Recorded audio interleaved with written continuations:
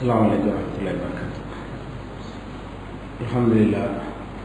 الحمد لله نحمده ونستعينه ونستغفره ونؤمن به ونتوكل عليه ونعوذ بالله من شرور أنفسنا ومن سيئات أعمالنا من يهده الله فلا مضل له ومن يضلل فلا هادي له وأشهد أن لا إله إلا الله وحده لا شريك له وأشهد أن محمدا عبده ورسوله أما بعد.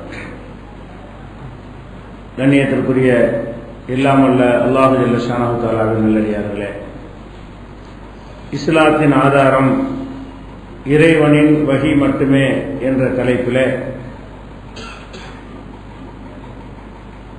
மார்க்க அறிவை நாம் பெற்றுக் கொண்டிருக்கிறோம். இஸ்லாத்தின் ஆதாரம் இறைவனின் வஹி மட்டுமே என்று சொன்னால், அல்லாஹ் குர்ஆனிலே எதை சொல்கிறானோ அதுவும் நபிகள் நாயகம் ஸல்லல்லாஹு அலைஹி வஸல்லம் அவர்கள் எதை நமக்கு குர்ஆனுடைய விளக்கமாக சொல்லி செய்து வாழ்ந்து காட்டினார்களோ அதுவும் தான் இறை செய்தி. இதுதான் இஸ்லாத்தினுடைய ஆதாரம் என்று நம்ம அறிந்து வைத்திருக்கிறோம்.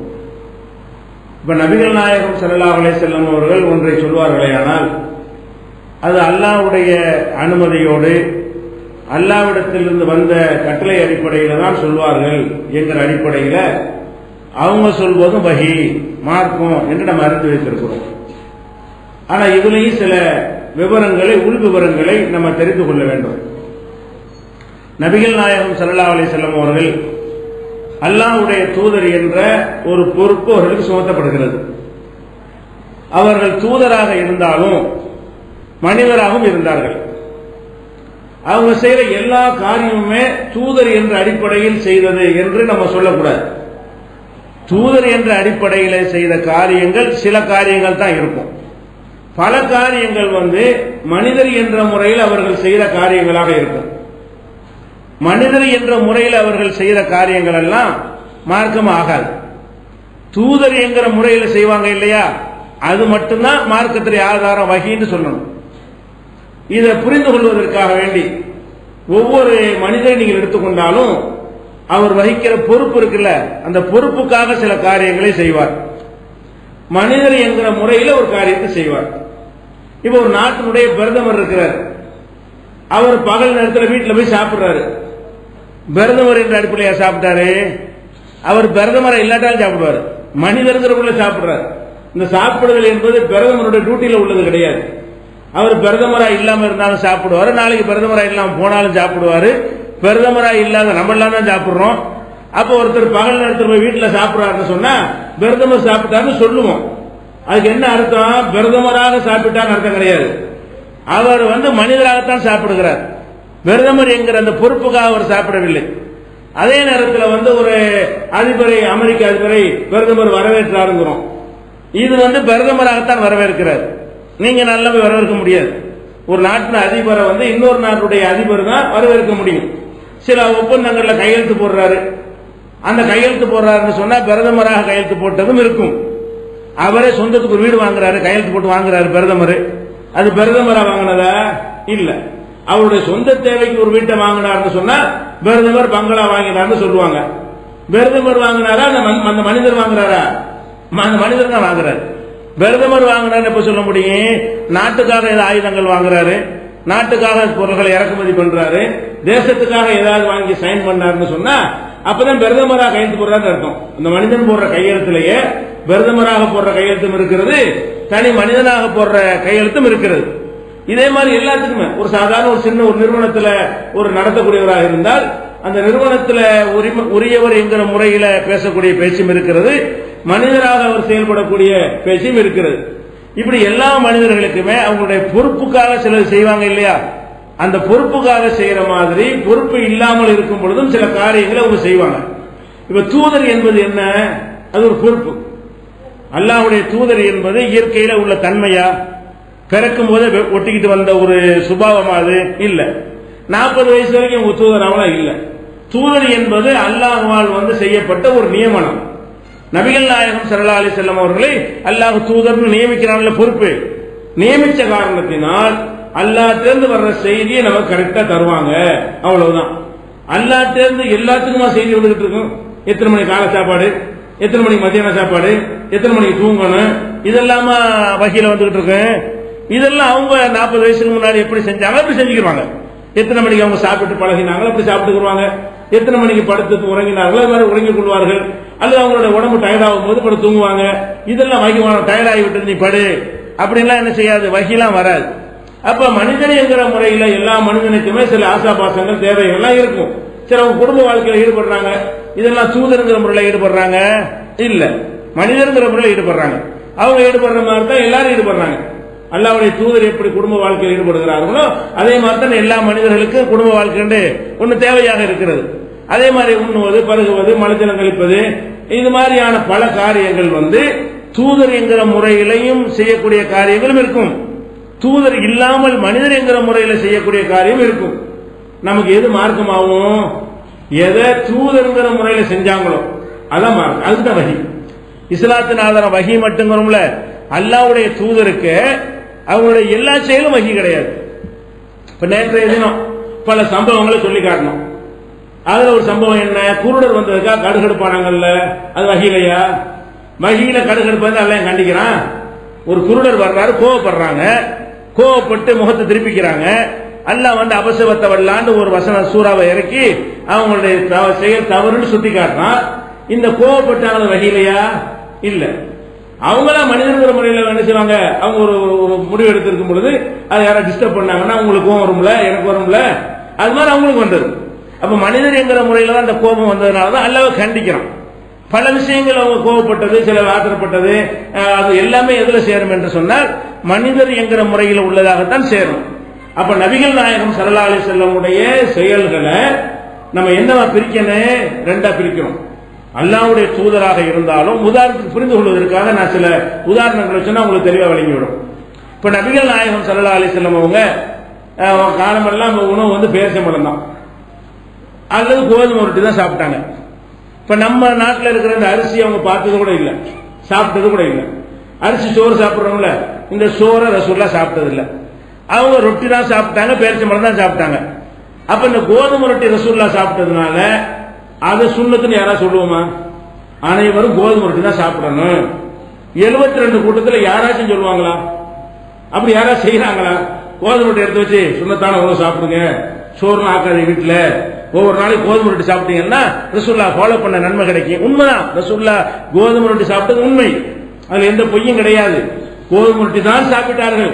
இந்த நம்ம நாட்டில் எந்த உணவும் சாப்பிடவே இல்லை. நபிகள் நாயகம் ஸல்லல்லாஹு அலைஹி வஸல்லம் கோதுமை உணவு சாப்பிட்டாலும் அதை சாப்பிடுவது சுன்னத்து, ஒரு இபாதத்து, அது ஒரு நன்மையான காரியம், அதுதான் சிறந்தது அப்படின்னு யாராச்சும் சொல்றாங்களா? 4 மதுஹப்ல சொல்றாங்களா? வேற எந்த குரூப்லயா சொல்றாங்களா? நாம சொல்றோமா? நம்மளை எதிர்க்கிறவங்க சொல்றாங்களா? யாரும் சொல்ல மாட்டாங்க. ஏன் சொல்ல மாட்டேங்கிறாங்க? கோதுமை ரொட்டி சாப்பிட்டது வகியில் அல்ல, தெரியுது நமக்கு. அது வகி சாப்பிடல. 40 வயசுல வகி வருது, அதுக்கு முந்தி தானே சாப்பிட்டாங்க. 40 வயசுல தான் அதை செஞ்சாதான், 40 வருஷமா இல்லாம திடீர்னு 40வது வயசுல எடுத்து ரொட்டி திங்கிறாங்கன்னா அங்க இருந்து வகி வந்திருக்குன்னு எடுக்கலாம். 39 வயசுல அதான் சாப்பிட்டாங்க, 38ல அதான் சாப்பிட்டாங்க, 35ல அதான் சாப்பிட்டாங்க.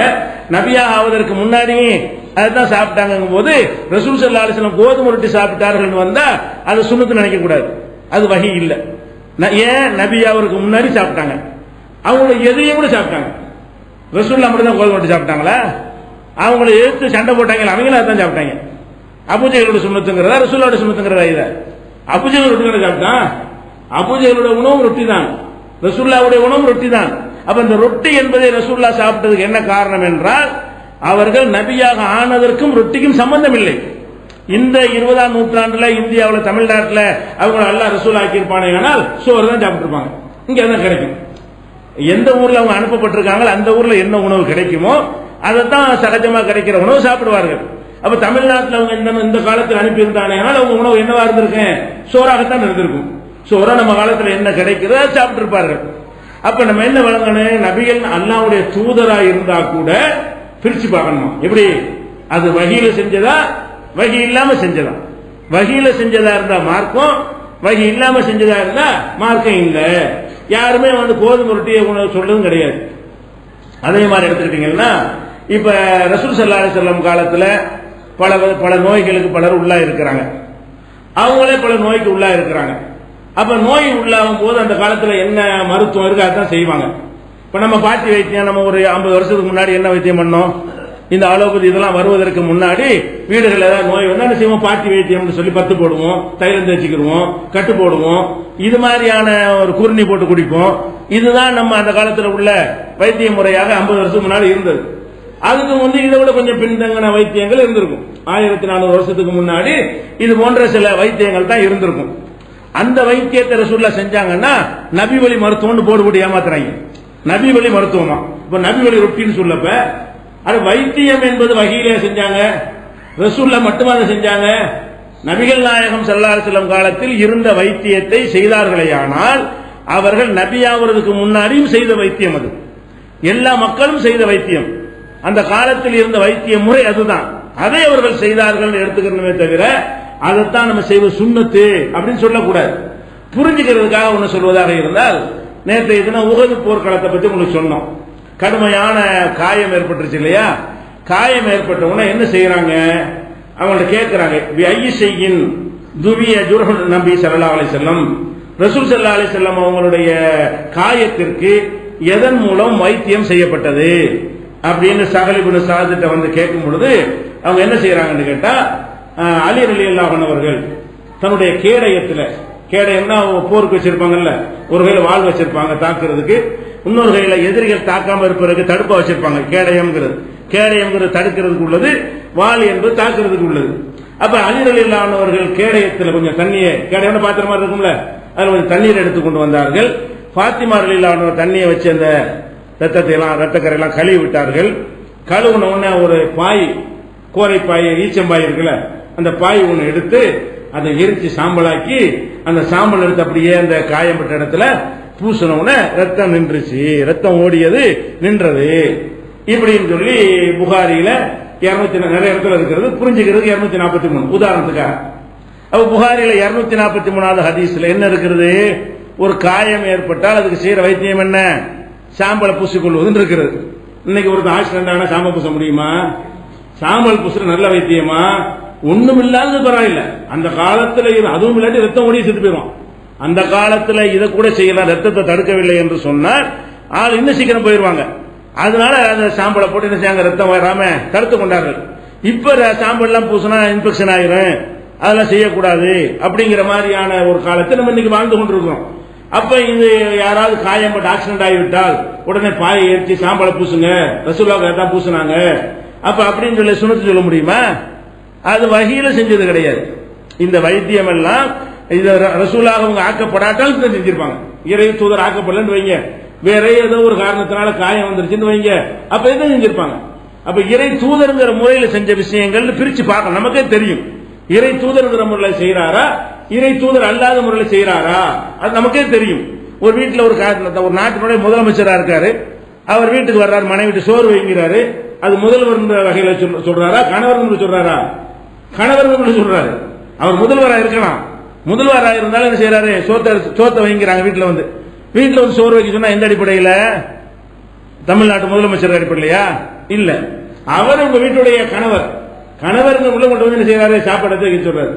ஆபீஸ்ல உட்காந்து ஃபைல் எடுத்துட்டு வாங்க, என்ன அர்த்தம்? ஃபைல் எடுத்துட்டு வாங்குறாரு, அது முதல்வர் முன்ன எடுத்துட்டு சொல்றாரு. இப்படி நமக்கே தெரியும் அந்த பொறுப்புக்காக செய்யற விஷயங்களா அல்லது பொறுப்பேற்ற இயல்பாக செய்யக்கூடிய காரியங்களா, ரெண்டாக பிரிக்கணும். இயல்பாக செய்கிற காரியங்கள் எல்லாம் எதுல சேர்க்கக்கூடாது? மார்க்கத்தில் சேர்க்கக்கூடாது, அது வகையில செய்யறது கிடையாது, வகி வராமலும் செய்வார்கள். அப்ப இந்த மாதிரி தான் புரிந்து கொள்ளணும் மருத்துவத்தை எல்லாம். அதே மாதிரி வந்து ரசூல் ஸல்லல்லாஹு அலைஹி வஸல்லம் அவர்கள் இப்ப நம்ம எத்தனை விதமான சட்டையெல்லாம் போடுறோம். உண்மையில அவங்களோட ஆடையை நீங்க ஆய்வு செஞ்சு பார்த்தீங்கன்னா இப்ப நம்ம போட்டிருக்கிற எந்த விதமான ஆடையும் அவங்க போட்டதே கிடையாது. நம்ம போடுற மாதிரியான இந்த மாதிரியான ஆடைகள்லாம் அந்த காலத்துல இல்ல. என்ன, ஒரு போர்வை தான் போத்துவாங்க, ஒரு போர்வை அது சுத்திக்கிறாங்க, முழு கையுமே வெளியே தெரியும். காலமெல்லாம் இதுதான் போத்திருந்தாங்க. கீழே ஒரு வேஷ்டி, கட்டி கொள்ளக்கூடிய ஒரு வேஷ்டி, மேல ஒரு போர்வை. சில நேரங்களில் பெருநாள் இது மாதிரி விசேஷத்துக்காக வேண்டி ஒரு சட்டை ஒன்று வச்சிருப்பாங்க, அதை போட்டுக் கொள்வார்கள். சட்டைனா உழைப்புலாம் இருக்காது, கை வச்சதுக்கு பேர் சட்டையுமாங்க, அவ்வளவுதான். வழங்குதா? அது அந்த காலத்தில் உள்ள முறைப்படி தச்சு வச்சிருப்பாங்க. அது காலர்களெல்லாம் கிடையாது. இப்ப நம்ம ரசூல் ஸல்லல்லாஹு அலைஹி வஸல்லம் எப்ப பார்த்தாலும் இந்த துணியை தான் போர்த்தி கொண்டிருந்தார்கள். அதனால நம்மள என்ன செய்யணும், துணியை தான் போத்துற சுன்னத்து நேரா சொல்லுவோமா? ரசூலுல்லாஹ் போத்துன நிஜம், ரசூல் ஸல்லல்லாஹு அலைஹி வஸல்லம் அவர்கள் ஒரு மேல ஒரு துணியை போட்டு இப்படி ஒன்று போட்டுக்கொண்டு கை முழுசு வெளியே தெரிகிற மாதிரி தான் நடமாடினார்கள். அந்த காலத்துல தான் கிடைச்சிச்சு. இந்த மாதிரியான நினைச்ச நேரத்தில் துணி எடுக்கிற ஜவுளி கடை, ரெடிமேட் கடையெல்லாம் அப்ப இல்ல. அந்த அந்த காலத்தில் என்ன கிடைக்குமோ அதை வைத்துக் கொண்டு அவங்கள்ட்ட பொருளாதாரத்துக்கு தகுந்தவாறு அந்த காலத்துல மக்கள் எப்படி வாழ்ந்தாங்களோ அந்த மாதிரி எல்லா மக்களும் அப்படித்தான் வாழ்ந்தாங்க. ரசூலுல்லாஹ் மட்டும் வாழவில்லை, எல்லா மக்கள் அந்த மாதிரி தான் வாழ்ந்தார்கள். அதே மாதிரி ரசூல் ஸல்லல்லாஹு அலைஹி வஸல்லம் வாழ்ந்திருக்கிறாங்கன்னு எடுத்துக்கொள்ளணுமே தவிர நாம் ஆடை அணிவதாக இருந்தால் ஒரு துண்டை போர்த்தி கொண்டுதான் வெளியே நடமாட வேண்டும், அதுதான் சுன்னத்து, பெரிய நன்மையான காரியம் சொல்ல முடியுமா? ஏன் சொல்ல முடியாது என்றால் அவங்க அந்த நாட்டு வழக்கம் அது. யாரிடத்திலாம் டிரெஸ் கம்மியா இருக்கிறது அவங்க இதைத்தான் டிரெஸ்ஸாக ஆக்கிக் கொள்வார்கள். டிரெஸ் வசதி உள்ளவர்கள் கூட குறை ஆடைகளை வைத்திருப்பார்கள். இப்படியாக நம்ம என்ன செய்யணும், பிரிச்சு வழங்கிக் கொள்ள வேண்டும். இப்ப நபிகள் நாயகம் ஸல்லல்லாஹு அலைஹி வஸல்லம் அவர்கள் ஆயிஷா நாய் என்ன பண்றாங்கன்னு கேட்டா ஒரு முரட்டு வேஷ்டி ஒன்று எடுத்து அதை காட்டுறாங்க. யமன்ல தயாரிக்கப்பட்ட ஒரு யமன் நாட்டில், யமன் சொல்றாங்கல்ல அந்த நாட்டில் தயாரிக்கப்பட்ட ஒரு முரட்டு வேஷ்டி எடுத்து ஒரு மேற்போர்வை எடுத்து இந்த ரெண்டையும் அணிந்த நிலையில் தான் ரசூல் ஸல்லல்லாஹு அலைஹி வஸல்லம் மரணித்தார்கள். கீழே முரட்டு வேஷ்டியும் மேல ஒரு போர்வையும் அணிந்த நிலையில் தான் மரணித்தார்கள். அந்த போர்வையும் வேஷ்டியும் தான் இருக்குது அப்படின்னு சொல்லி அவங்க மனைவி ஆயிஷா நாயகி மக்கள் மத்தியில் என்ன செய்யறாங்க, எடுத்து காட்டுறாங்க. கேள்வி கேட்கும்போது மரணிக்கும் போது எந்த ஆடை அணிந்திருந்தார்கள் ஒருத்தர் கேட்கிறாரு. அதுக்கு சொல்லால் விளக்காம எடுத்து கொண்டாந்து காட்சி விளக்குறாங்க. இந்த இது ரெண்டையும் தான் போட்டிருந்தாங்க பாத்துக்க அப்படின்னு. அப்ப என்ன வழங்குறது, அவங்களுடைய முரட்டு வேஷ்டி அணிவது, ஒரு முரட்டு போர்வை போர்த்திக் கொள்வதுதான் அவங்களுடைய ஆடைன்னு விளங்குது பெரும்பாலும். அது சுன்னத்து சொல்லுவோமா? அப்படி ஒருத்தர் போட்டா கூட நல்லது கிடையாது. ஏன், அல்லாஹ்வுடைய நியமத்தை வெளிப்படுத்தி நம்ம சொல்லணும், கஞ்சத்தனம் பண்ணக்கூடாது. அல்லாஹ் நிறைய தந்திருந்தான்னு சொன்னா அது வெளிப்படுற மாதிரி நடந்து கொள்ளணும் தான் நமக்கு என்னப்பட்ட கட்டளை. அவங்களுக்கு அல்லாஹ் கொடுக்கல. அன்றைக்கு இருந்த நேரத்தில் அல்லாஹ் என்ன செய்யல, பணம் கொடுத்தாலும் பொருள்கள் கிடைக்காத ஒரு காலம், அப்படியான ஒரு காலத்தில் இருந்ததுனால செஞ்சாங்கன்னு எடுத்துக்கொள்றோம். இது நீங்க புகாரில 390வது புகாரில 3108வது ஹதீஸில் இதை பார்க்கலாம். அதே போல நபிகள் நாயகம் ஸல்லல்லாஹு அலைஹி வஸல்லம் அவர்கள் துஆ செய்தார்களே ஆனால் மலை தொழுகைக்கு துஆ செய்வாங்க. கை ரெண்டையும் உயர்த்தினாங்கன்னா அவங்களுடைய அக்குள்லாம் தெரியும். அவ்வளவுதான், ஆடையுடைய அளவு அவ்வளவுதான். அந்த மாதிரியாக இன்னைக்கு ஒருத்தர் செஞ்சாருன்னா இமாமத்தோடு விரட்டி விட்டுருவாங்க. அஜர் தொழுவிச்சார்னு வைங்க, அக்குள் தெரிகிற மாதிரி தொழுவிச்சாருன்னா அஜரத்தை வச்சுக்கிறோமா, நம்ம செய்ய மாட்டோம். அது சுன்னத்து நம்ம சொல்றது இல்லையே. ரசூல் ஸல்லல்லாஹு அலைஹி வஸல்லம் செஞ்சது அன்னைக்கு ஆடை பற்றாக்குறையில செஞ்சாங்க. அல்லாஹ் நமக்கு என்ன கட்டளை இடுறான்னா, ஹுது ஸீனத்தக்கும் இந்த குல்லி மஸ்ஜித், ஒவ்வொரு மஸ்ஜிதுக்கு வரும் பொழுது ஜீனத்தான முறையில் வாங்க. இப்ப ஜீனத்தி தான் இந்த மாதிரி போட்டு வர்றது அழகு. இந்த கை தெரிகிற மாதிரி வரக்கூடாது, ரசூலுல்லாஹ் வந்த மாதிரி வரக்கூடாது. ரசூல் ஸல்லல்லாஹு அலைஹி வஸல்லம் இப்ப இருந்தாலும் இப்படி வரமாட்டாங்க. எப்படி அன்னைக்கு வந்தாங்கல்ல கை மணி தெரிகிற மாதிரி வரமாட்டாங்க. அன்னைக்கு உள்ள ஜீனத், அன்னைக்கு என்ன கிடைச்சிச்சோ அது அன்னைக்கு ஜீனத். இன்னைக்கு ஜீனத்தை கூடி போய் விட்டது. அந்த ஜீனத்தோட நீங்க பள்ளியாசலுக்கு வரணும் நல்லா கட்டளை இடுறான். அதனால ரசூல் ஸல்லல்லாஹு அலைஹி வஸல்லம் செஞ்சு இருந்தும் கூட அது சுன்னத்தாக மாட்டேங்குது. பார்த்தீங்களா? இது புகாரில 390வது ஹதீஸ்ல நீங்க பார்க்கலாம். அதே மாதிரி 1031வது ஹதீஸ்ல பார்க்கலாம். இப்ப நம்ம சாப்பிடுறோம்னா பிளேட்ல தட்டில் போட்டு தானே சாப்பிடுறோம். ரசூல் ஸல்லல்லாஹு அலைஹி வஸல்லம் ஒரு நாளும் தட்டில் சாப்பிட்டது கிடையாது. ரசூல் ஸல்லல்லாஹு அலைஹி வஸல்லம் சாப்பிட்டாங்கல்ல, ஏதாச்சும் ஒரு அலுமினிய தட்டு, ஒரு பித்தளை தட்டு, ஒரு ஏதாவது பிளாஸ்டிக் அந்த காலத்தில் கிடையாதா? ஏதோ ஒரு வகையில தட்டு இருக்கும்ல, ஒரு தட்டுல சாப்பிட்டு இருக்கணுமா இல்லையா? ரசூல் ஸல்லல்லாஹு அலைஹி வஸல்லம் தட்டுல சாப்பிட்டது கிடையாது. வேற என்ன சாப்பிடுவாங்க, ஒரு துண்டை விரிச்சு போட்டு அதுல அது ரொட்டியை போட்டு, அந்த அது சால்னாலும் கிடையாதுல்ல. நம்ம நாட்டில் சோத்திர போய் கரைச்சி சாப்பிட முடியுமா? ரொட்டியை வச்சு சால்னா ஊத்துற என்ன ஆகும், அந்த துணி வீணா போயிடும். ஒரு துணியை விரிப்பார்கள், அதுல ரொட்டியை போடுவார்கள், எடுத்து சால்னா தனியா இருக்கு தொட்டு சாப்பிட்டுக்குவாங்க. அதுக்கு ஒரு துண்டு போதும், அதுக்கு ஒரு துணி போதும். அப்ப ரசூல் ஸல்லல்லாஹு அலைஹி வஸல்லம் அவர்கள் ஒரு துணியில சுப்ரான்னு சொல்லக்கூடிய ஒரு துணியில தான் விரித்து நினைச்சிருக்கிறாங்க, சாப்பிட்டு இருக்கிறாங்க. இதை விளங்காம சில ஆளுக்கு சுப்ரான்னு தனியா சாப்பாட்டுக்கு இப்ப தட்டு வச்சு அது கீழே துண்டு விரிச்சு அது சுப்ராங்கிறது, சுப்ரான் அதுல போட்டு சாப்பிடுறது. ரசூல் ஸல்லல்லாஹு அலைஹி வஸல்லம் சுப்ரான் வச்சிருந்தாங்க, அது எதுக்கு உள்ளதுன்னு கேட்டா அதுலயே சாப்பிடுவாங்க. சாப்பிடுறதுக்குரிய பாத்திரம் அதுதான், இன்னொரு பாத்திரம் எக்ஸ்ட்ராவா இருக்காது. அப்ப நபி ஸல்லல்லாஹு அலைஹி வஸல்லம் என்ன செஞ்சாங்க, சுப்ராவில் தான் சாப்பிட்டார்கள் சொல்லி தெளிவான ஹதீஸ் என்ன இருக்கு, அல சுப்ரின்னு வருது. இது புகாரில 5386ல இருக்கிறது. இப்ப நம்ம சாப்பிடும்போது அனைவரும் உங்களுடைய போர்வை விரித்து அதில் கொட்டி சாப்பிடுங்கன்னு சொல்ல முடியுமா? ரசூலுல்லாஹ் சாப்பிட்டு சாருதான், ஆனா ரொட்டியை கூட சாப்பிடணும்னு சொல்ல முடியுமா? ரொட்டிங்க அந்த காலத்துல உள்ளது அதான் பாத்திரம்லாம் கிடையாது. பாத்திரங்கள் பெரிய அரிதான ஒரு விஷயமா இருக்கும். மண்ணில் செஞ்சுக்கிறாங்க ஒரு பாத்திரம், அது உடைஞ்சு போயிடும். பாத்திரங்களை பயன்படுத்த யோசிப்பாங்க. அது மாதிரியான ஒரு காலம். அந்த காலத்துல என்ன துணியில போட்டு சாப்பிட்டு இருந்தாங்கன்னா அது அந்த காலத்துல முடியும். இந்த காலம் யூஸ் அண்ட் த்ரோ காலம் வாழ்ந்துட்டு இருக்கோம். கழுவுற தண்ணி கணக்கு பண்ணோம்னா தூக்கி போட்டு ஈஸியா இருக்குது. தண்ணி கூலிக்கு ஆள் பிடிக்கிறது, பாத்திரங்கள் ஆள் பிடிக்கிறதுலாம் கணக்கு பண்ணீங்கன்னா கழுவிட்டு தூக்கி போடுற பாத்திரம் இருக்குல்ல, அது கணக்கு பார்த்து சிக்கனமானது. நீங்க பாத்திரத்தை வாங்கி அது கழுவுறதுக்கு மீன் போடுற போட்டு ஆள் கூலிக்கு ஆளை போட்டு தண்ணி திறந்து விட்டு இவ்வளவு கணக்கு பண்ணி பாத்தீங்கன்னா சாப்பிட்டோமா தட்டத்துக்கு எரிஞ்சோமா அப்படி போனோம்னு சொன்னா செலவு வேற கம்மியா இருக்கு. பார்த்தா அதிக செலவு மாதிரி தெரியும். துல்லியமா கணக்கு பண்ணோம்னு சொன்னா இதுல செலவு குறைவாக இருக்கும். அப்ப அந்த மாதிரி ஒரு காலத்துல செஞ்சா தப்பாது. நீ சுப்ராவில் சாப்பிட்டு சொல்ல முடியுமா? அப்ப நபிகள் நாயகம் ஸல்லல்லாஹு அலைஹி வஸல்லம் இந்த செயல்களை கூட நம்ம எப்படி பிரிக்கிறோம்? ரெண்டு விதமா பிரிக்கிறோம். ரசூலுல்லாஹ் துணியில போட்டு தான் சாப்பிட்டு இருந்தாலும் அது சுன்னத்து இல்லை. அது ரசூலாக இல்லாட்டாலும் அவங்க சாப்பிட்டு இருப்பார்கள். அந்த மக்களுடைய வழக்கம் அதுதான். அந்த காலத்தில் இருந்த சாப்பாட்டு முறை அதுதான். அதனால சாப்பிட்டார்கள் எடுத்துக்கொள்வோமே தவிர அது வகியில சாப்பிட்டார்கள் எடுத்துக்கல. வகி தொடர்பு உள்ள ஒரு தூதர் அவங்க செயலை பிரிக்கிறோம். இது வகி, இது வகி இல்லாது. வகியை வராத அளவு எப்படி பின்பற்றுறது? யோசிச்சு பாருங்க. வகி வர்றவருக்கு ரெண்டா பிரிக்கிறோம். அபூ ஹனீஃபாவுக்கு வகி வருமா? வகி வர்றாலே ரெண்டா பிரிக்கிறோமே. அல்லாஹ்வுடைய ரசூலுக்கு வகி வரும். வகி வந்தா கூட இது வகியான்னு பாக்குறோம். ரசூல் ஸல்லல்லாஹு அலைஹி வஸல்லம் செயலை பார்க்கிற ஆதாரம் இருக்குது. இது வகியில் செஞ்சாங்களா வகி இல்லாம செஞ்சாங்களா? இப்படி பிரிச்சு பார்க்கும் பொழுது வகி அறவே சஹாபாக்கள் வகி வருமா? அபூபக்கருக்கு வருமா? உமருக்கு வருமா? உஸ்மானுக்கு வருமா? அலிக்கு வருமா? வேற எந்த சஹாபிக்காவது வருமா? எந்த தாபிக்காவது வருமா? எந்த இமாமுக்காவது வருமா? யாருக்கும் வகி வராது. அப்ப வகியை வராத ஆட்கள் எப்படி ஃபாலோ பண்றது? வகி வர்றவரை ரெண்டா பிரிக்கும் போது யாருக்கு வகி வந்தது அவரை இரண்டாக பிரித்து வகியை தான் ஏத்துக்குருவோம். வகி இல்லாத மார்க்கம் கிடையாது, அதுக்கு சம்பந்தம் இல்லை அப்படி சொல்றோமா இல்லையா? அப்ப நபி ஸல்லல்லாஹு அலைஹி வஸல்லம் ஒட்டகத்துல ஹஜ்ஜுக்கு போனாங்க. எல்லா பயணம் ஒட்டகத்துல தானே. ஒட்டகத்துல போற சுன்னத்துன்னு யாராவது சொல்லுவாங்களா? இன்னைக்கு அவங்க போனது நிஜம். ஒட்டகத்துல போனது பொய்யா? ஆதாரபூர்வமான செய்திதான். ஆனா அது சுன்னத்தானே இல்லைங்கிறோம். ஏன் இல்ல? அவங்க ரசூலுல்லாஹி போனாங்க. அவங்களை எதிர்த்து சண்டைக்கு வந்து அபூ ஜஹல் அந்த ஒட்டகத்துல வந்தான். ரசூலுல்லாஹ் எப்படி ஒட்டகத்துல போனாங்களோ எதிரையும் ஒட்டகத்துல வந்தான். அதனால நபி அவருக்கு முந்தைய ஒட்டகத்துல வந்தாங்க. நபி ஆகாட்டான ஒட்டகத்துல போயிருப்பாங்க. அந்த காலத்துல இருந்த பயணத்துக்குரிய சாதனம் அதானே. இந்த காலத்துல இருந்தாங்கன்னா பிளேட்ல போயிட்டு வந்திருப்பாங்க. எவ்வளவு ஊருக்கு போயிருக்கலாம். அல்லாஹ்வுடைய தூதர் இந்த காலத்துல அனுப்பி இருந்தால் ஒரு நாட்டுக்கு என்ன செய்வாங்க? பிரச்சாரம் பண்றதுக்கு அல்ல அனுப்பி விடுவான். அது பெரிய விஷயம் கிடையாது. பிளேட்ல கூட போவாங்க. அப்ப அந்த வசதிகளை பயன்படுத்திக் கொள்வார்கள். அந்த காலத்தில் இருந்திருந்தா. அந்த காலத்தில் இருந்த வாகனம் அவ்வளவுதான். குதிரை இல்லாட்டி ஒட்டகம் இல்லாட்டி கோவா இருக்கிறது. வேற என்ன வாகனம் இருந்துச்சு? வண்டி கூட கிடையாது. அப்ப அந்த வண்டி இருந்தா கூட அந்த சக்கரம் வந்த பிறகுதான் கொஞ்சம் ஸ்பீட்லாம் மனுஷன் கண்டுபிடிச்சான்.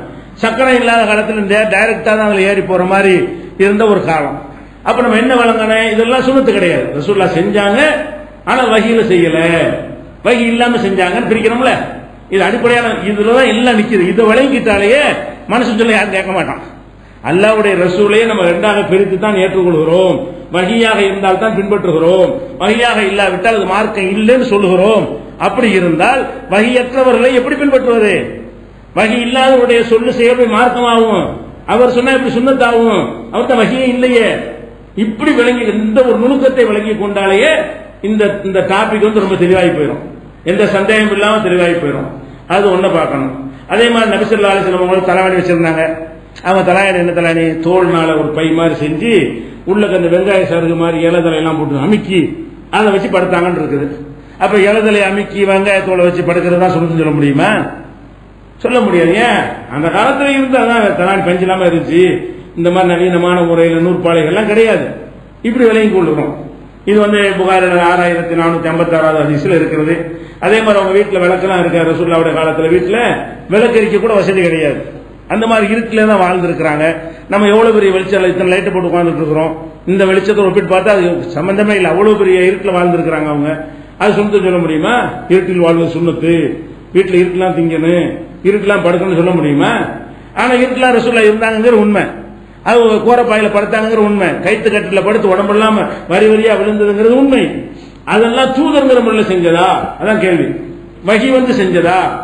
அல்லாட்ட ஆர்டர் இனிமே கைத்து கட்டில படுந்து ஆர்டர் அப்படி அப்படின்னா ஓகே. அதனால இது ரெண்டாக நம்ம என்ன செய்ய வேண்டும்னா பிரிச்சுக்கிறணும். இந்த பிரிக்கிறது கூட ரசூல் ஸல்லல்லாஹு ரெண்டா பிரிக்கணும் அப்படின்னு கேட்டா, நபிகள் நாயகம் ஸல்லல்லாஹு அலைஹி வஸல்லமுடைய மார்க்க சம்பந்தமான செயல்கள் இருக்குல்ல, வகி அந்த செயல்கள், அதை பொறுத்த வரைக்கும் கேள்வி கேட்காம ஃபாலோ பண்ணிடணும். தொழுகும் போது கையை உயர்த்தினாங்க. இது வகியில வகி இல்லாமையா? இது வகியில செஞ்சிருக்க முடியும். தொழுகைங்கிறது அதுக்கு முந்தைய இல்ல. அவங்க நபியான பிறகுதான் தொழுகைன்னு வருது. தக்பீர் கட்ட போய் இப்படி கையை வசத்துறாங்கன்னா எதை காது அரிசிச்சு அதனால வசனம் சொல்ல முடியுமா? அது சொல்லக்கூடாது. கையை வசத்துனாங்கன்னா வசத்திட வேண்டியதான், கட்டுனாங்கன்னா கட்டிட வேண்டியதான். இதெல்லாம் எதுல தான் செஞ்சிருப்பாங்க? வகையில தான் செஞ்சிருப்பாங்க. இது இபாதத்துல எந்த விஷயமா இருந்தாலும் சரி ரசூல் ஸல்லல்லாஹு அலைஹி வஸல்லம் செஞ்சா செஞ்சிட வேண்டியதான், சொன்னா செஞ்சிட வேண்டியதான், அங்கீகரிச்சா செஞ்சிட வேண்டியதான். ரசூல் ஸல்லல்லாஹு அலைஹி வஸல்லம் உடைய சொல் செயல் அங்கீகாரம் எது இருந்தாலும் அப்படி ஃபாலோ பண்ணிட வேண்டியதான். ஆனா இந்த துன்யாவுடைய விஷயங்கள் இருக்குல்ல, அந்த மாதிரி விஷயங்களாக இருந்தால் ரசூலுல்லாஹ் சொன்னாலும் செஞ்சாலும் சொன்னா தான் அது வஹியாகும்.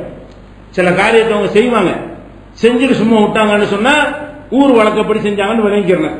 நீங்களும் செய்யுங்கன்னு சொன்னா அது சுமத்தாகி போயிடும்.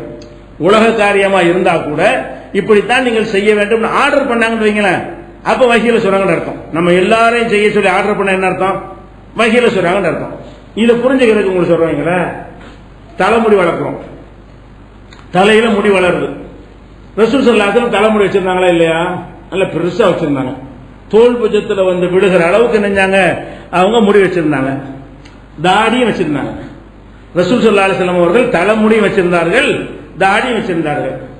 தாடி சுண்ணத்துங்கிறோம், தலைமுடி சுண்ணத்துன்னு யாரும் சொல்ல மாட்டாங்க. முட்டடிச்சாலும் சரி, கிராப் அடிச்சாலும் சரி, எப்படி இருந்தாலும் இருக்கலாம் சொல்றோம். ரெண்டு ரசூல செஞ்சாங்களாம். ரெண்டுமே ரசூல் ஸல்லல்லாஹு அலைஹி வஸல்லம் அவர்கள் தாடியும் நன்றாக வைத்திருந்தார்கள், தலைமுடியும் நன்றாக பெரிய அளவு வைத்திருந்தார்கள். அப்ப தலைமுடி வைக்கும் போது நம்ம என்ன செய்யறோம்? அது வகி கிடையாது, ஊர் வழக்கப்படி வச்சுக்கிட்டாங்க, அது சாதாரண இயற்கை முடி வளர்ந்து விட்டுட்டாங்க அப்படின்னு சொல்றோம். தாடியை மட்டும் என்ன செய்யணும்? சுண்ணத்து முறையா செய்யறோம் அப்படின்னு கேட்டா தலைமுடிக்கு அவங்க வச்சாங்களே தவிர வையின்னு சொல்லல. தாடி வச்சாங்க, வைக்க சொன்னாங்க. அல்ல வளைக்கணும். இந்த உலக விஷயங்கள்ல வந்து பேப்பர்ல போட்டு சாப்பிட்டாங்கன்னு வைங்க, அது சுண்ணத்து இல்ல. எல்லாரும் சாப்பிடு பேப்பர்ல சுண்ணத்தாய் போயிடும். அவங்க பேப்பரை போட்டு சாப்பிட்டாங்கன்னா துன்யா வகை இல்லாத விஷயம். ஆர்டர் பண்றது வகையில தான் பண்ண முடியும். எல்லாரும் ஒட்டகத்தில் தான் போக வேண்டும் இப்படி சொல்லியிருந்தா வகையா போயிடும். அல்ல அவங்க ஒட்டகத்தில் போனாங்கன்னு வைங்க, வகை இல்லை.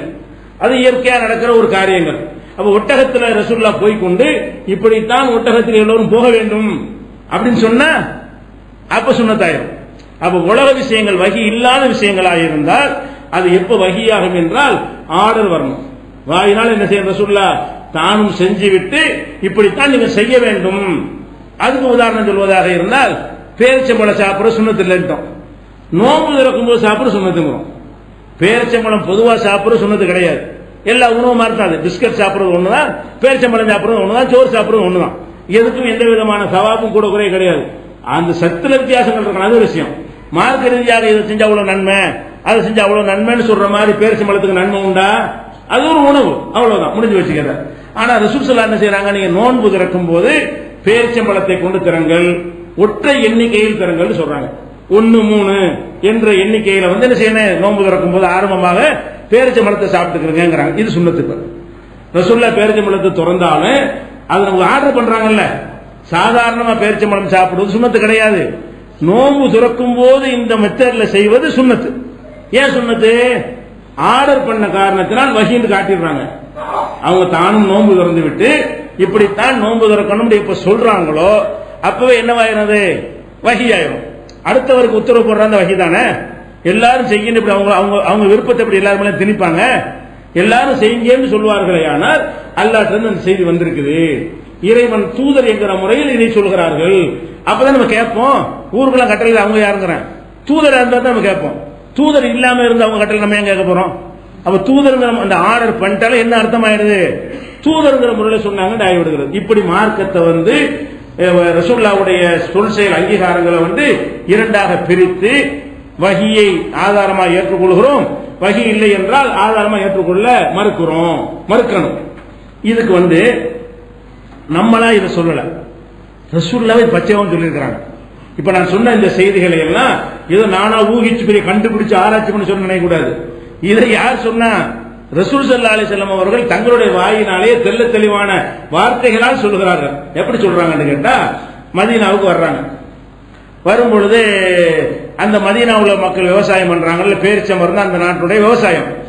பேரிச்ச மரத்தை வந்து சேர்க்கை, மகரந்த சேர்க்கை மூலமாக அந்த ஒரு 2 ஆண் மரம் பெண் மரம் எடுத்து கட்டி என்ன செய்வாங்க?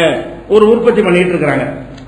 இது மக்காவுல ரசூலுல்லாஹ் பார்க்காத ஒரு வழக்கம். இது மக்காவுல தானே சொந்த ஊரு, அங்கிருந்து வர்றாங்களா, இவங்க விவசாயம் ஒரு வித்தியாசமா தெரியுது, என்ன டைப்பா இருக்கு என்னன்னு கேட்கறாங்க. அவங்க என்ன செய்யறாங்கன்னு கேட்டா, இதனால எங்களுக்கு வந்து ஒரு பயன் கிடைக்கும், இப்படி செஞ்சா நல்ல உற்பத்தி ஆகும் அப்படிங்கிறாங்க. அப்ப ரசூல் ஸல்லல்லாஹு அலைஹி செய்யறாங்க, மாலும் யுக்னிதாலிக்கு செய்ய, இதுல ஒரு பெரிய நன்மை இருக்குன்னா தெரியலையே அப்படிங்கிறாங்க. ரசூல் ஸல்லல்லாஹு அலைஹி வஸல்லம் வந்து இந்த மக்கள் விவசாயம் செய்யறாங்களா அந்த மெத்தடு, அது அவங்களுக்கு வித்தியாசமா அதிசயமா இருக்கிறது, அது வேணாங்கிற மாதிரி ஒரு சொல்றாங்க. உடனே சஹாபாக்கெல்லாம் விட்டுறாங்க.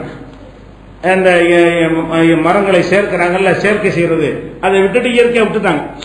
விட்டுட்டா மகசூல் குறைஞ்சி போச்சு. மகசூல் நேரத்தில் பாக்குறாங்க, எல்லா மரத்திலையும் காய்ச்சி தொங்குறதுக்கு பதிலா ஒண்ணுமே இல்லாம கிடக்கு. அப்ப என்ன கேட்கறாங்க, மாலி நகலிக்கும், எதுக்காக என்ன பேரிச்சை மரம்லாம் இப்படி இருக்குது அப்படின்னு கேட்கறாங்க. அப்ப என்ன செய்யறாங்க சகாபாக்கள்லாம், நீங்க எனக்கு சொன்னீங்க உங்க சொல்ல கேட்டுதான் அப்படி ஆயிடுச்சு, நான் என்ன தூதராவ சொன்னேன். ரசூலுல்லாஹ் என்ன செய்யறாங்க, நான் தூதர் தமிழ்ல சொன்னேன்.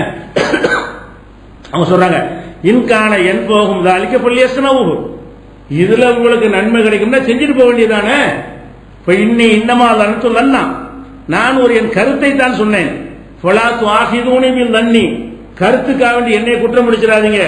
வலாக்கின் இதா ஹத்தஸ்துக்கும் அனில்லாஹி ஷையன், அல்லாஹ்விடமிருந்து ஒரு செய்தியை நான் உங்களுக்கு சொன்னேனே ஆனால் பகுதுபிஹி, அதை கண்டிப்பா நீங்க எடுத்துக்கொள்ளணும்.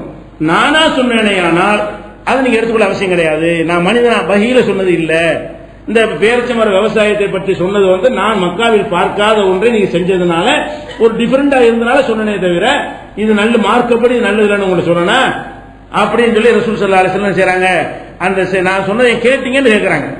இது முஸ்லிம்ல 4356 இருக்கிறது.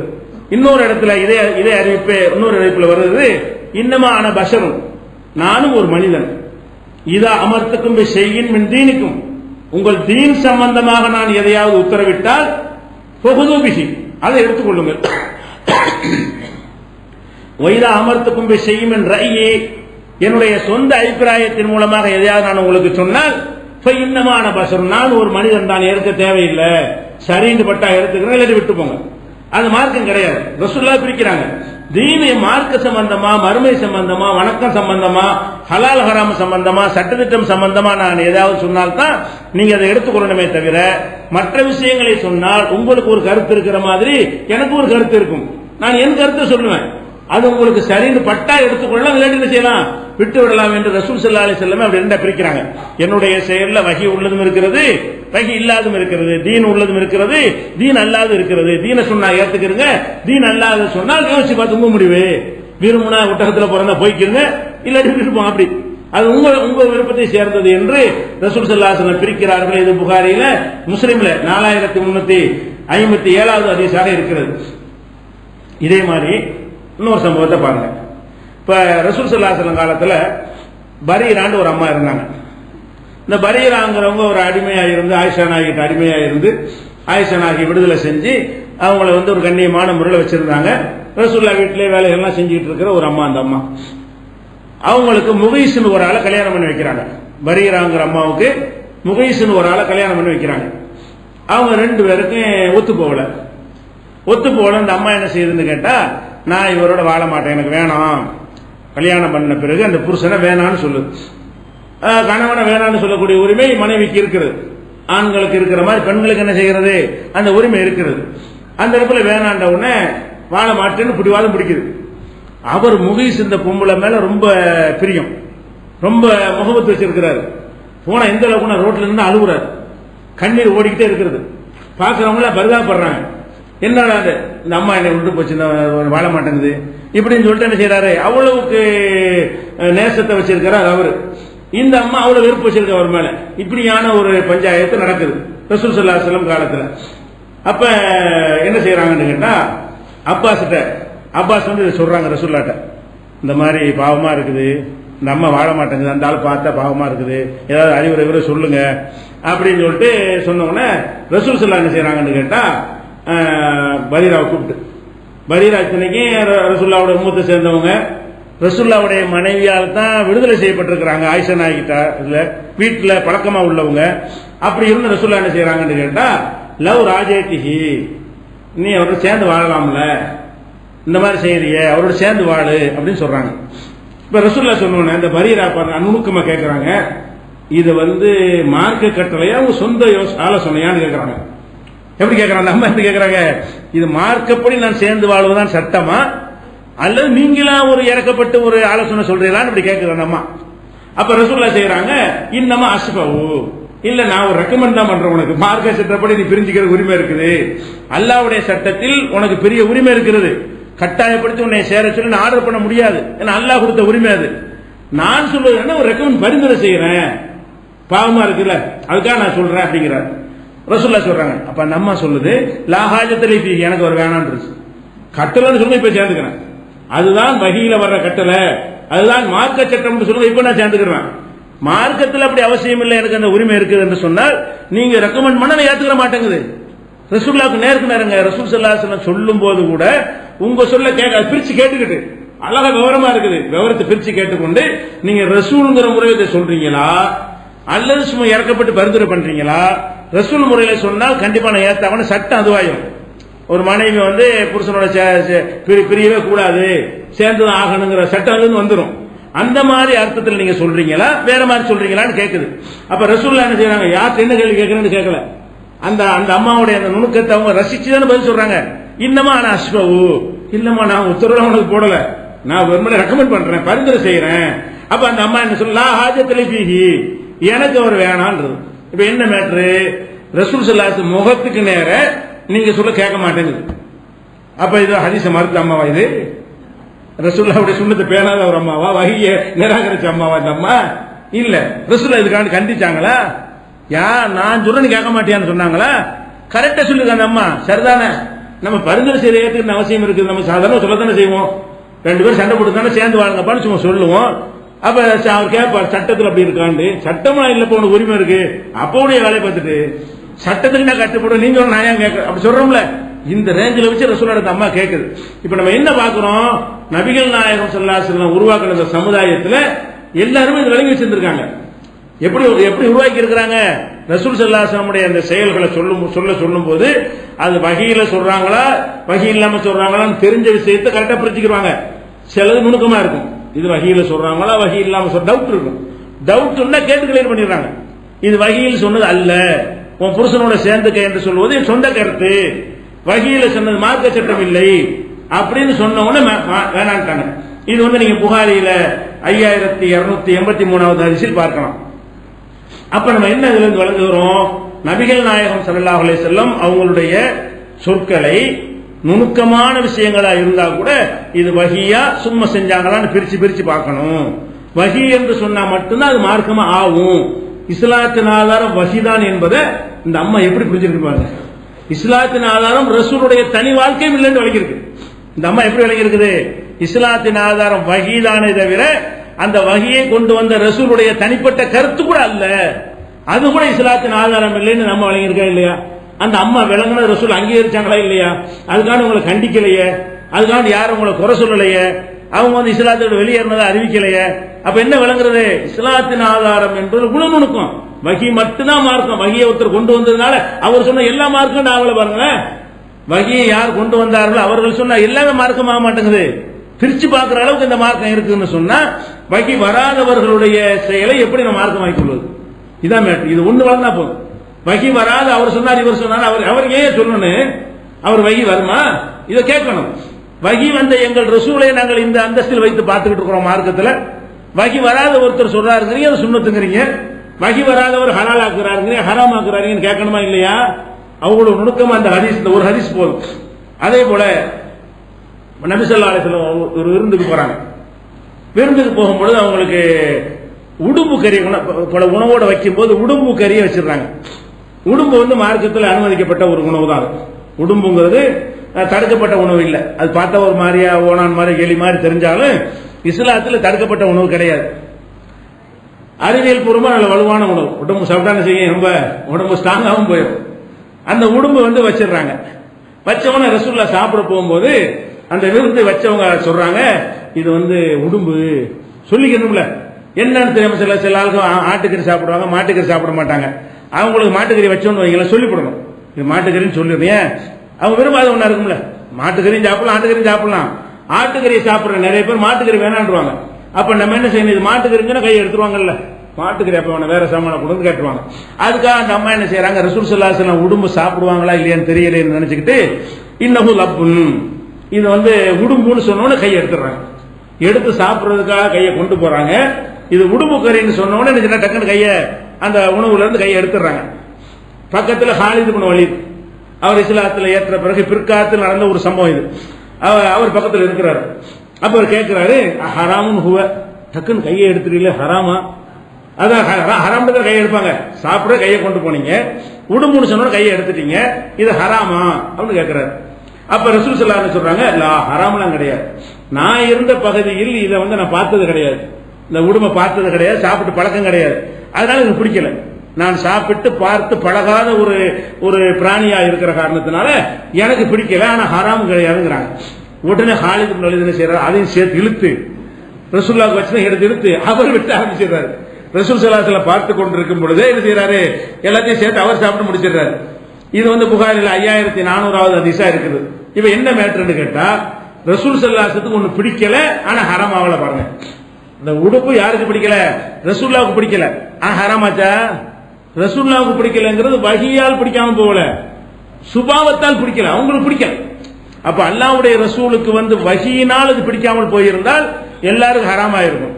இந்த உடும்பு ஏன் பிடிக்கவில்லை என்று சொன்னால், அவங்க பார்க்கல, ஒரு புதிய ஒரு உணவாக இருக்கிறது, நான் இருந்த பகுதியில் இது காணப்படாத ஒன்றாக இருக்கிறது, அதனால நான் தொடவில்லைன்னு சொன்ன காரணத்தினால அது வஹி அல்ல, அவங்களுக்கு சுபாவத்தில் பிடிக்கவில்லை, இயல்பிலேயே அவங்களுக்கு என்ன செய்யல, இந்த உடும்பு பிடிக்கல, அதனால சாப்பிடுறேன். கரெக்டா விளங்கிட்டானே இல்லையா? இவர் என்ன விளங்குறாரு, உங்களுக்கு பிடி எனக்கு என்ன, உங்களுக்கு வகையில பிடிக்காம போனுச்சு, உங்களுக்கு சுபாவத்தில் பிடிக்கல, நான் சாப்பிடுறேன்னு சேர்த்து சாப்பிடுறேன். ஹாலித் விளங்குறாரா இல்லையா? ரசூல் ஸல்லல்லாஹு அலைஹி வஸல்லம் ஒன்று பிடிக்காமல் போனாலும் அது ஹராம் ஆகாது. எப்ப பிடிக்காம போனேன், மார்க்கத்துக்காக பிடிக்காமல் போகணும், வஹியின் காரணமாக பிடிக்காமல் போகணும். அவங்களுக்கு சுபாவத்தில் சில உணவுகள் பிடிக்காம போகுமே, ஆனால் இப்ப மருதாணி ரசூலுல்லாஹ்வுக்கு பிடிக்காது, ஆனா நமக்கு எல்லாத்துக்கும் கட்டளை இட்டு இருக்கிறாங்க, மருதாணி போட்டுக்கிறங்க. ஆயிஷா நாயகி மருதாணி போடவே மாட்டாங்க, ஏன்னு கேட்டா ரசூலுல்லாஹ்க்கு அந்த மருதாணி வாடை பிடிக்காது, அதனால நான் போட மாட்டேன் அப்படின்னு சொல்றாங்க. ஆனா ரசூலுல்லாஹ் எல்லாத்துக்கும் கட்டளை இட்டாங்களா இல்லையா? அவங்களுக்கு பிடிக்காது மருதாணி வாடை, நம்மளை போட சொன்னாங்களா இல்லையா? சில பேருக்கு சில வாடை பிடிக்காது, சில பேருக்கு சில உணவு பிடிக்காது, சில பேருக்கு சில ருசி பிடிக்காது, சில கலர் பிடிக்காது. அந்த மாதிரியான ஒரு அடிப்படையில் ரசூல் ஸல்லல்லாஹு அலைஹி வஸல்லத்துக்கு பிடிக்காத ஒன்றுல உடும்பு ஒன்று. ஆனால் அது ஹராமாச்சா, மக்ரூஹாச்சா, தடுக்கப்பட்டதாச்சா? ஆவல. அப்ப இது புகாரில் இருக்கக்கூடிய இந்த ஹதீஸ். அப்ப இது எல்லாத்திலையும் நம்ம அடிப்படை என்ன விளங்கிக் கொள்கிறோம், வஹி என்பது ரசூல், வஹி மட்டும் தான் இஸ்லாத்தின் ஆதாரம் என்பதை எவ்வளவு நுணுக்கமாக இந்த மார்க்கத்தை நம்ம பிரிச்சு வச்சிருக்கிறோம், எவ்வளவு நுணுக்கமாக பிரிச்சிருக்கிறோம். அல்லாஹ்வுடைய ரசூல் செஞ்சு இருந்தாலும் அது வஹியில் செஞ்சாங்களான்னு பிரிச்சு பார்க்க வேண்டும். வஹியில செஞ்சு இருந்தால் அது மார்க்கமாகிவிடும். வஹி இல்லாமல் செஞ்சிருந்தார்களே ஆனால், மனிதராக அவங்களுடைய சுபாவத்தில் இயல்புல செய்திருந்தார்களே ஆனால் அது என்னவாயிர மார்க்கம் ஆகாது. இப்படியாக நம்ம பிரிக்கிறோம். இப்ப ரசூல் ஸல்லல்லாஹு அலைஹி வஸல்லம் தலப்பா கட்டினாங்கிறதுக்கு ஆதாரம், சில நேரங்களில் தலப்பா கட்டினாங்க, அது சுன்னத்துன்னு சொல்ல முடியுமா? சொல்ல முடியாது. தொப்பி போட்டதே இல்லை, அதுக்கு ஆதாரமே இல்லை. போட்டா அனுமதிக்கப்பட்ட ஒரு காரியமாக சுன்னத்துலாம் கிடையாது. தலப்பா கட்டிருக்காங்க. சில நேரங்களில் மக்கா வெற்றியின் போதெல்லாம் கருப்பு தலப்பாகை கட்டி வந்தார்கள்லாம் இருக்கிறது, அது சுன்னத்துன்னு யாருமே சொல்ல முடியாது. ஏன்? அவங்க அந்த தலப்பா கட்டுறது ஒரு கௌரவமான ஒரு இடத்துக்கு போகும்போது ஒரு தலைமைத்துவத்தை காட்டும் போது தலையில கட்டிக்கிறதுங்கிற ஒரு பழக்கம் இருந்துச்சு, எல்லாரும் கட்டிக்கிறாங்க. அந்த மாதிரி ரசூல் ஸல்லல்லாஹு அலைஹி வஸல்லம் தலையில நினைஞ்சிட்டாங்க, கட்டிக்கிட்டாங்களே தவிர உங்களுக்கு ஆர்டர் பண்ணல, எல்லாரும் தலப்பா கட்டுங்க, அவங்க தான் கட்டினாங்களே, மக்கள் யாரும் கட்டவும் இல்லை. அப்ப அந்த மாதிரி பிரிக்கிறோம். தலப்பா கட்டுறது சுன்னத்து இல்ல, குதிரையில போறது சுன்னத்து இல்ல, ஒட்டக கறி சாப்பிடுற சுன்னத்து இல்ல, பேர்ச்சம்பழம் சாப்பிடுற சுன்னத்து இல்ல, அவங்க மாதிரி ட்ரெஸ் போற சுன்னத்து கிடையாது. அந்த காலத்துல தேல் கடிச்சா வெட்டி விட்டு ரத்தத்தை வெளியேற்றிட்டு இருப்பாங்க, அதெல்லாம் அந்த காலத்துல ஊசி போட்டு ஈஸியா முடிச்சுட்டு போயிடலாம். அப்படியான காலத்துல வாழ்றோம். அப்ப அவங்க காலத்துல இருந்த மருத்துவங்கள்லாம் எதுல வராது, மார்க்கத்துல வராது. திப்ப நபின்னு ஒரு பெரிய புஸ்தகம் எழுதிக்கிறாங்க, நபியின் மருத்துவம் சொல்லி. இந்த காலத்துல செய்ய முடியுமா? இஸ்லாத்தை கேவலப்படுத்திட்டு போயிடும். இந்த மருத்துவத்தை செஞ்ச அந்த காலத்துல அது பயன் இருந்துச்சு, ஓகே. அந்த காலத்துல உள்ள மருத்துவம் என்னவோ அதான் செஞ்சிருப்பாங்க, பயத்தை செஞ்சு. நம்ம கூட நாட்டு வைத்தியம், சித்த வைத்தியம் எல்லாம் பயன் தரதான் செய்யும். உடனே செய்யறதுக்கு வாய்ப்பு இருக்கு. இதெல்லாம் லேட்டாக 3 மாசம் 6 மாசம் வரைக்கும் வேதனைப்பட்டுக்கிட்டு அப்படி இருக்க தேவை இருக்குதா? சிம்பிளா முடிஞ்சிருச்சா இல்லையா? அப்ப அந்த மாதிரிலாம் ரசூல் ஸல்லல்லாஹு அலைஹி வஸல்லம் வாழ்க்கையை பிரிக்கணும். உணவு, மருத்துவம், உடை, பழக்க வழக்கம், மலைஜலம் கழிக்கிறது. ரசூலுல்லாஹ் காலையில் 8 மணிக்கு மலைஜலம் கழிக்க போவார்கள்னா 8 மணிக்கு கூட சுண்ணத்துங்க முடியாது. 8 மணிக்கு அவங்களுக்கு வருது, 8 மணிக்கு போறாங்க, 9 வந்து 9 போக வேண்டியதான். இது அவரவருக்கு வரக்கூடிய தன்மை. இயற்கையாக அவரவருக்கு எப்ப இயற்கை உபாதை வருமோ அப்ப போய் சொல்ல வேண்டும். இப்னு உமர் சஹாபி இருந்தாரு. இது புரிந்து கொள்ள அது எந்த அளவுக்குன்னா, இவர் எல்லாருமே அறிஞர்கள் இவர் விமர்சனம் பண்ணுவாங்க. யார? இப்னு உமர். அவர் என்ன செய்வார்னு கேட்டா, போவார், பிரயாணம் பண்ணி போவார். போகும்போது என்ன செய்வார்னா, இந்த இடத்துல ரசூலுல்லாஹ் சிறுநீர்களை தாண்டி இறங்கி அங்க போய் சிறுநீர் கழிப்பார். பிரயாணத்தில் ரசூலுல்லாஹோட போயிருப்பார்ல, ரசூலுல்லாஹ் காலத்துக்கு பிந்தி நடக்குது எல்லாம். ரசூல் ஸல்லல்லாஹு அலைஹி வஸல்லம் காலத்துல நல்லா அவங்களை உன்னிப்பா பார்த்துக்கிட்டு இவர் எல்லாத்திலையும் பின்பற்ற நினைச்சு என்ன செய்வார்னு கேட்டா, ஒரு இடத்துல ரசூலுல்லாஹ் இயற்கை உபாதை கழிச்சான்னு வைங்களேன், அந்த இடத்துல போய் என்ன செய்வாரு, இந்த இடத்துல ரசூலுல்லாஹ் நில்லுங்க வந்துடுறேன்னு சொல்லிட்டு போய் யூரின் வராட்டா கூட என்ன செய்வாரு, அந்த இடத்துல உட்கார்ந்து வருவாரு. அதே மாதிரி ரசூல் ஸல்லல்லாஹு அலைஹி வஸல்லம் தொழுதாங்கன்னு வைங்களேன், தொழுக நேரம் தொழுது இருப்பாங்க, இவர் இந்த இடத்துல தொழுதாங்கன்னு தொழுவாரு. போற பிரயாணத்துல ஒரு இடத்துல சிறப்பிச்சு தொழுவது தனியா இருக்கிறது. போற இடத்துல தொழுதாங்கன்னா அது மாதிரி நம்ம போற இடத்துல தொழுதுக்கணும். இவர் இந்த இடத்தை தேர்ந்தெடுத்து என்ன செய்வாரு, அந்த மாதிரி செய்வாரு. இது அறிஞர்கள் என்ன செய்வாங்க, குறை சொல்லுவாங்க. இது வகி, அது பிரிச்சு பார்க்க தெரியல இவருக்கு. இப்னு உமர் ரசூலுல்லாஹ் பின்பற்றவங்கிற பேர்ல ரொம்ப ஓவரா போற என்ன செய்யறாரு, வகியில பின்பற்றணும், வகி அல்லாத மலஜனங்களுக்கு எல்லாம் பின்பற்ற முடியுமா? அந்த முறையை பின்பற்றணும். மலஜனங்களுக்கு இந்த மாதிரி போங்க, இந்த துவா ஓதுங்க, இப்படி செய்யுங்க, அதுகளை பின்பற்றணும். அதெல்லாம் இபாதத்துல ஒடியாந்துருது, திக்ர் செய்யறது அதெல்லாம் வணக்கத்துல வந்துருது. அது இல்லாத விஷயங்கள்ல பின்பற்றுறது என்பது கிடையாதுன்னு சொல்லி இப்னு உமரை எல்லா அறிஞர்களும் என்ன செய்வாங்க, எல்லா அறிஞரும் குறை சொல்லுவாங்க. எந்த அளவுக்குன்னா இவர் ரொம்ப ரொம்ப பிரிய வச்சிருந்தாரு. ஆனா அந்த வேறுபாடு தெரியாதவர் இருக்கிறாரு. எதுல வகியில பின்பற்றணும், வகி இல்லாட்டி பின்பற்றுவது இல்லை என்பதை இவர் புரியாதவரா இருக்காரு. எல்லாத்திலையும் போட்டு என்ன செய்வாரு, ஃபாலோ பண்ணிட்டு இருப்பாரு. ரசூலுல்லாஹ் நகம் வெட்டுறது பாப்பாரு, அந்த மாதிரி தான் வெட்டுவார். நகம் வெட்டணும்னு சொல்லிட்டு எப்படின்னு வெட்டிக்கிற வேண்டியதானே, அதுவும் அதே மாதிரி வெட்டுவார். எல்லாத்திலும் அதே மாதிரி செய்வார். இப்படியானவர்கள் இருந்தார்கள். அப்படி தேவையான மார்க்கத்தில் மற்றவர்கள் அப்படி இருக்கல, மற்ற சகாபாக்கள் அப்படி இருக்கல என்பது காலித் இப்னு வலீத், இந்த பரீரா, இந்த மாதிரியான சம்பவங்கள் எல்லாம் சான்றாக இருக்கிறது. இது ஒரு அடிப்படையாக நம்ம விளங்க வேண்டிய விஷயம். வகியையும் ரெண்டாக பிரிக்கணும். வகியே இல்ல, வகியை கொண்டு வந்த அல்லாஹ்வுடைய தூதரை ரெண்டாக பிரித்து அவங்க வகியில் சொன்னதை எடுத்துக்கொள்ள வேண்டும், வகி இல்லாமல் சொன்னதை மார்க்கம் இல்லை என்று முடிவு செய்ய வேண்டும். அப்ப இந்த பேசிக்கை வைத்து பார்த்தால் எல்லாம் பொய்யின் அடிபட்டு வருது. மதுஹபு, தரிகா, சலபுகள் என்னென்ன சொல்கிறார்களோ அனைத்து ஆதாரங்களும் அல்லாஹ்விடத்தில் நிற்காது. வகி இல்லாதவங்களுடைய சொல்லத்தான் என்ன செய்யறாங்க, இவங்க ஆதாரமா எடுத்துக்கொண்டிருக்கிறார்கள் என்பதை விளங்கிக் கொள்ளணும். அடுத்ததாக இன்னொரு விஷயத்தையும் விளங்கிக் கொள்ளணும். இந்த வகி வருது இல்லையா, அல்லாஹ்வுடைய ரசூலுக்கு வகி வந்துச்சு. அல்லாஹ்வுடைய ரசூலுக்கு வகி வந்த மாதிரி இனி வகி வருமா, அது தெளிவானும்ல, அவங்களுக்கு தான் வகி வந்துச்சா, இனிமேல் வருமா?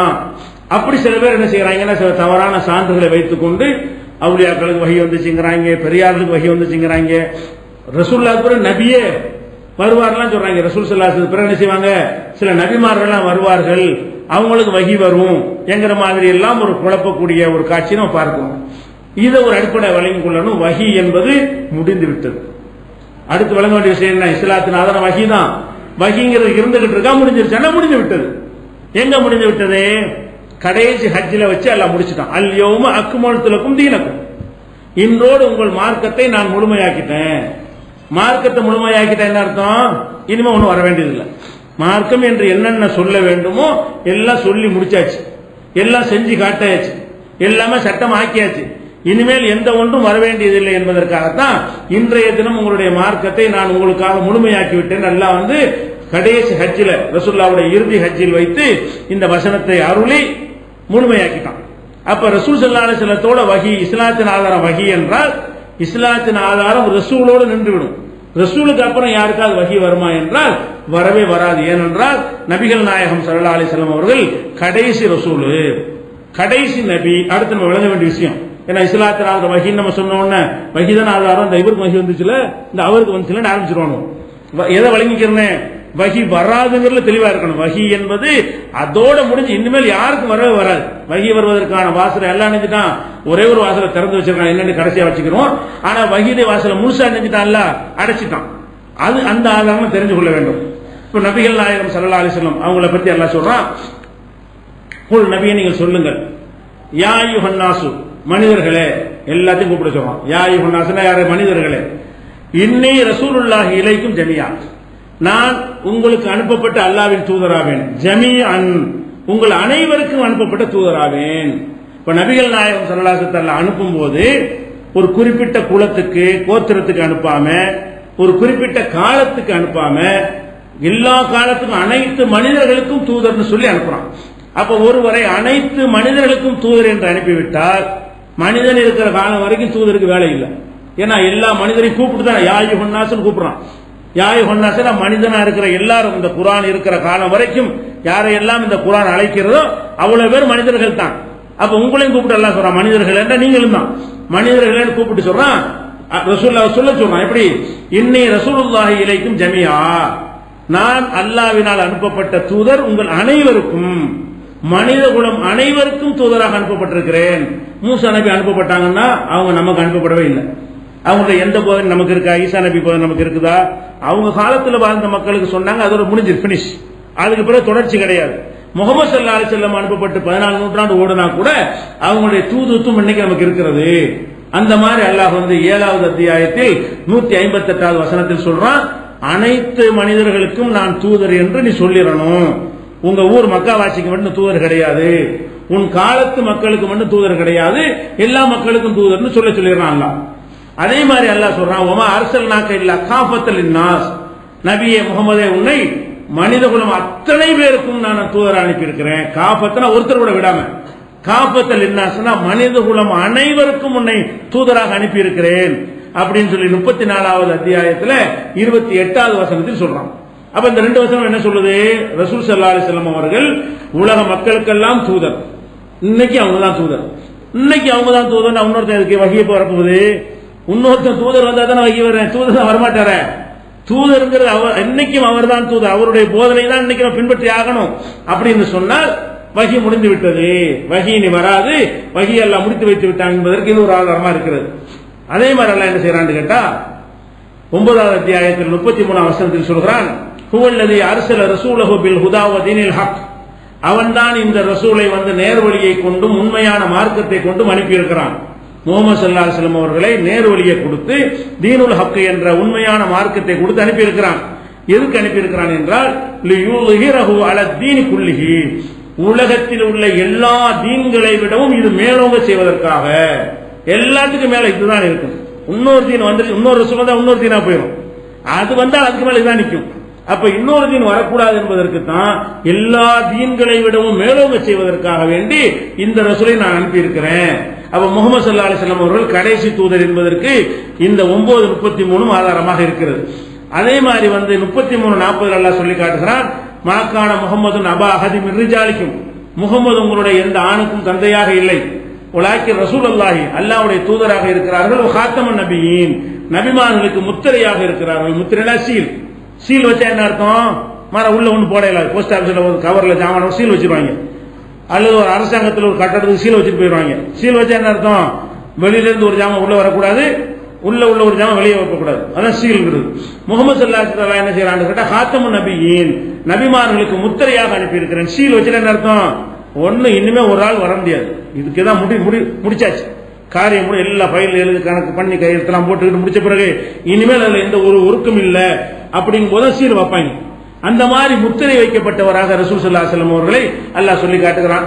நம்ம அடிக்கடி விளங்கி வைத்திருக்கிற ஒரு வசனம், பயான்கள்லாம் சொல்லுவாங்க, உமா அர்ஸல்னாக இல்லா ரஹ்மத்துல் லில் ஆலமீன், அகிலத்திற்கு அருட்கொடையாக உன்னை தூதர் அனுப்பி இருக்கிறோம். அப்ப நபி ஸல்லல்லாஹு அலைஹி வஸல்லம் அவர்கள் அகிலத்துக்கு அவங்க தான் தூதர். அவங்க காலத்துக்கு பிறகு எந்த ஒரு தூதர் வர வேண்டிய அவசியம் இல்லை என்று 21வது அத்தியாயத்தில் 107வது வசனத்தில் சொல்லுகிறான். இன்னும் ஏராளமான ரசூல் ஸல்லல்லாஹு அலைஹி வஸல்லம் தான் கடைசி தூதர்.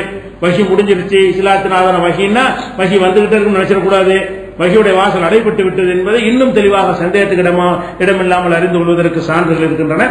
அதை நாளைக்கு பார்க்கலாம்.